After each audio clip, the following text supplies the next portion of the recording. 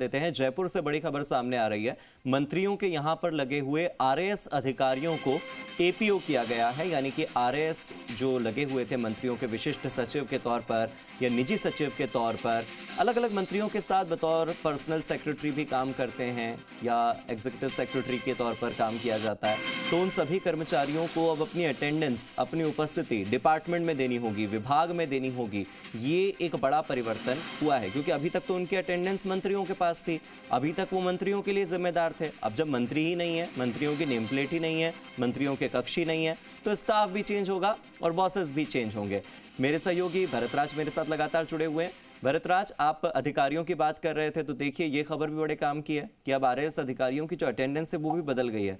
कैसे एक दिन में पूरा का पूरा सत्ता परिवर्तन हो जाता है? मतलब मैं तो शाब्दिक तौर पर भी बिल्कुल ठीक कह रहा हूं, सत्ता परिवर्तन होते ही, कुर्सी पलटते ही अचानक से कैसे सब कुछ बदल जाता है पूरे के पूरे राज्य में? निश्चित रूप से, क्योंकि जैसे सत्ता बदली है, अब सारी चीजें यहाँ पर बदलती हुई नजर आएगी। थोड़ी दिनों बाद में जिलों में भी बदलाव होगा, और उससे पहले यहाँ का जो उनका खुद का निजी स्टाफ होता है, पर्सनल विशिष्ट सचिव लगते हैं, निजी सचिव लगते हैं, उनमें भी जो आरएएस अधिकारी लगते हैं, अब उनको सबको, जो पहले मंत्रियों के साथ थे, पुराने मंत्रियों के साथ काम कर रहे थे, अब उनको एपीओ कर दिया गया है। अब वो अपनी जो उपस्थिति है कार्मिक विभाग में देंगे, और उसके बाद में जैसे नया मंत्रिमंडल बनेगा, नए मंत्री सामने आएंगे, उनकी पसंद के हिसाब से नए विशेष सचिव या निजी सचिव उनके लगाए जाएंगे।